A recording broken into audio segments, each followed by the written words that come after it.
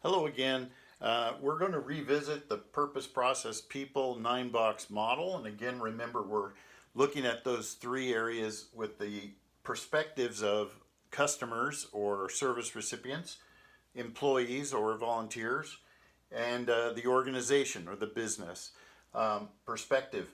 And while we spent some time talking about the purpose column and how those things really need to be aligned, the same thing can be true of the people column. So customers are really looking at our people. They're interacting with the people within the organization.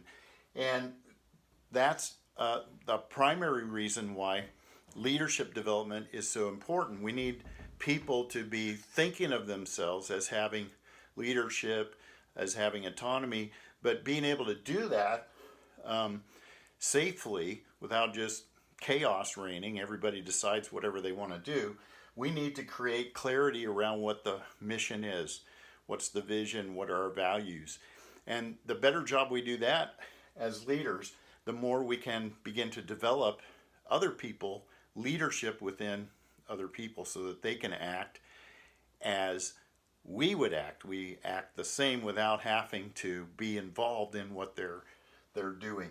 So leadership development is very, very important. But from the standpoint of our topic this week, engaging people, certainly we get concerned as leaders about how engaged people are and how engaged we are in the organization with people. A common complaint throughout my career, nice a guy as I was, from people who I managed or led or directed within the organization, is that they had a hard time getting enough time with me. They would have things they wanted to tell me or talk with me about or ask me about, but I was kind of never there. In fact, during that time there was sort of a popular song that came on the radio. The riff was, "You're never there, you're never there." And that was me as a manager, as a leader. Well-intended. I liked people. I wasn't trying to hide from them, but a lot of things began to sort of captivate my time and attention that were not the people, were not the workplace.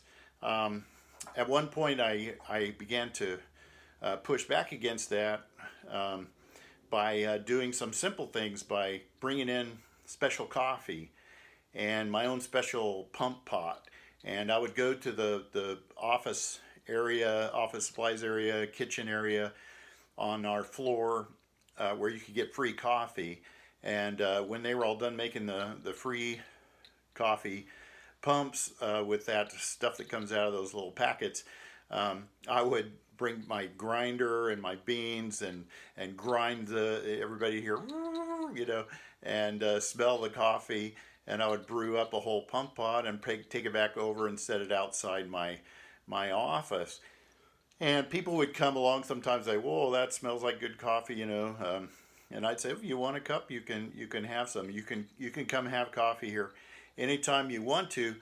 The price of a cup of coffee is you need to talk to me for a minute and just tell me how things are going, what's going on, and interact." And at first people thought it was kind of a little novelty joke, but I just kept after it, and people would come after me, and that helped me keep my finger on the culture and the climate. What's the mood? What's the weather like inside the office today? And so people felt like then I was more available, I was more around, even though I maybe didn't talk to that many more people.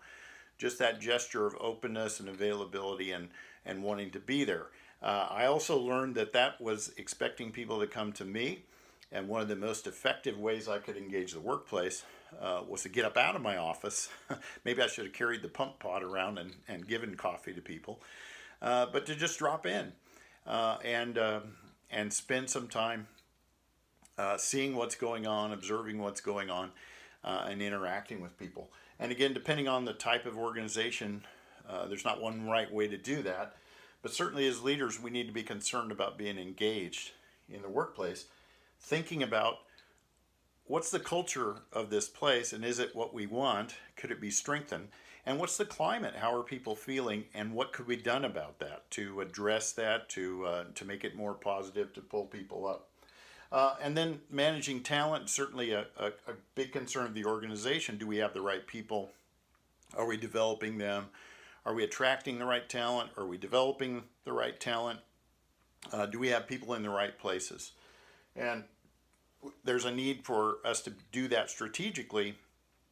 It's not just going to happen because we want it to. It often needs us to create some kind of system. And again, if you start thinking about these, do they work together?